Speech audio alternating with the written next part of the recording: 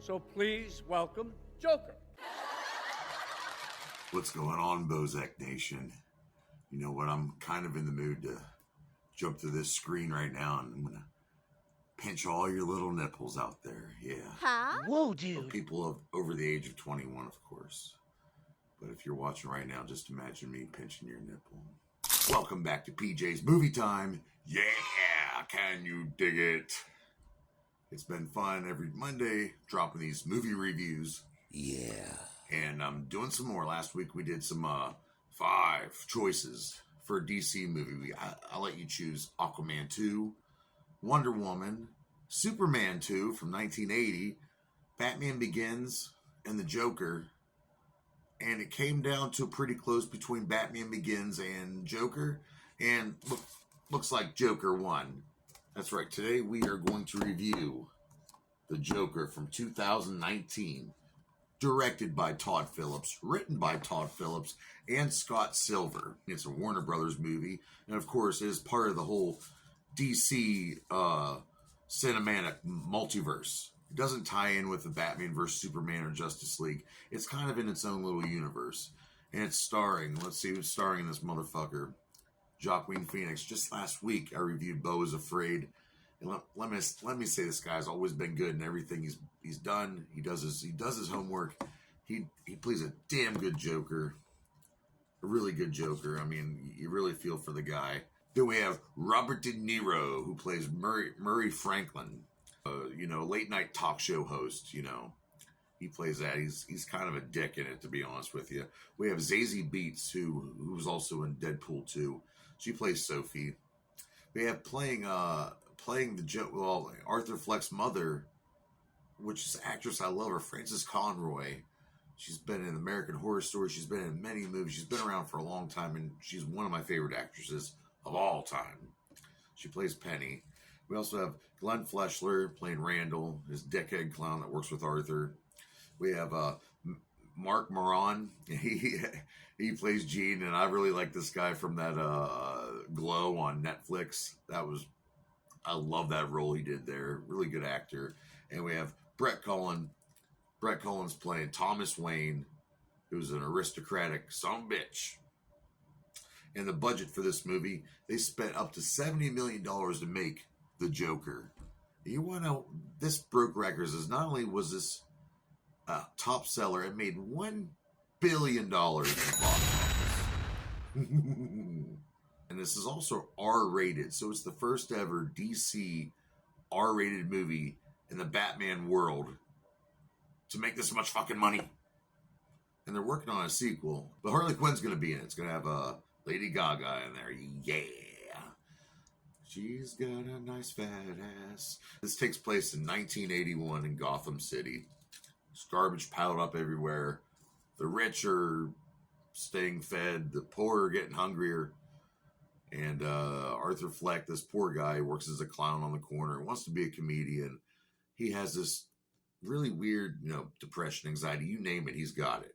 And he has this weird thing where he laughs uncontrollably, even to things that aren't funny to him. He just starts laughing uncontrollably since he's a little kid. And he lives with his mother, and she kind of babies him to death. And he wants to be on TV, wants to be a comedian, and he loves watching Murray Franklin's TV show, wants to be on there. He envisions. Here's the thing. In this movie, it's pretty much an origin story for the Joker. But you kind of wonder, like some false narrative going on. It's really unreliable narrative is what it is with the Joker. You don't know if this stuff's going on in his head, if he's dreaming it, if he's just daydreaming, if it's really happening. I believe some of the events are really happening, and they actually prove that some of it is happening in his head. I'm not going to give away all of it, but it's pretty much. But he goes to try to become a comedian. He bombs, and someone films it, and his favorite talk show host Murray puts it on his show, embarrassing Arthur in front of thousands of people in Gotham City. And he actually asked him to come on the show. So this movie is pretty much about Arthur trying to come into his own, trying to make a big, impact on the world. He wants to change the world, wants to be a comedian, wants to make people laugh. It tackles so many different topics. Todd Phillips, he really wanted to, he just wanted to make a movie about a character that what makes someone that to become this evil, this vile, this violent down the road. What kind of life leads up to that? Like, what kind of thoughts are in their head? What kind of feelings are they having on a daily basis? And and like Arthur said, all he has are dark thoughts every single day. There's just dark thoughts for him, and there's hints that he was abused as a child. There's also hints that Thomas Wayne might be his father, because his mother used to work for Thomas Wayne. And yes, you do get to see a young Bruce Wayne. He's about 8 years old, maybe 10, but you barely get to see it. And there's a subway incident Arthur's a part of. He helps this poor girl with these 3 rich yuppies who happen to be bankers or whatever, stockbrokers or whatever, big yuppies, kills a couple of them, or does he kill all 3 of them? Anyway, no one seems to care about the little guy who just got his medication cut off, who really needs it to survive. No one cares about the people on the who barely have enough for food stamps, people who can barely get jobs, all the garbage that's building up around their neighborhood. No one thinks about those. But the second some privileged, rich assholes get plugged in a public situation, it's a big fucking deal. So and of course there's so many. Everyone's so political and wants to. Oh, I want to be woke. I want to be anti-woke. I don't know what woke is. That's just it. Social media. Everyone can. Bad news and bad thoughts can spread quickly, very fast. So a lot of people thought this might have been, not all crazy people were violent. That is not what he was trying to make. It's just a story about a guy who flips out. Society fails him. And that's what the Joker is. Arthur Fleck is just that living embodiment. And let's see. Let's go over some more thoughts here. Martin Scorsese, he was, taxi driver, Raging Bull. I mean, he was originally approached with this years ago to do it. He wanted to do a Joker movie, but Todd Phillips ended up filling in. And he watched some of the work of Martin Scorsese and threw it. By the way, Todd Phillips did a lot of comedy.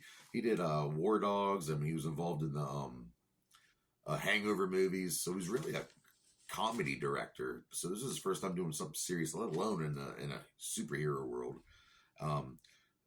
Joaquin Phoenix lost about 52 pounds trying to film. In fact, there was some issues. They had to refilm some stuff because of how much weight he had lost for this role.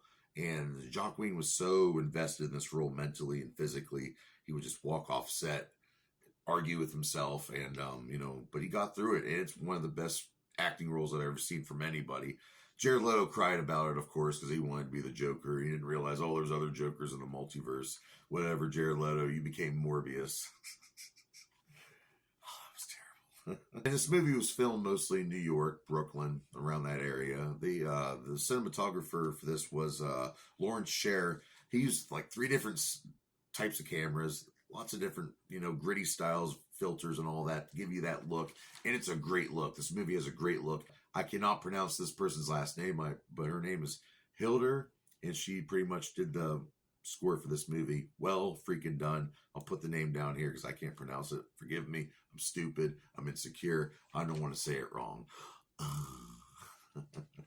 See, my daughter loves this version of the Joker, and I love this version of the Joker. I love this movie more every time I see it. If you haven't seen it, go now. Don't go into it expecting a superhero movie because it's not. It's about a guy with mental problems who snaps, who can't control himself, and he makes a turn for the worse. All right, that's what it's about. It just happens to be about the Joker in this universe, not Ben Affleck, not Robert Pattinson or whatever it is, the glittery guy.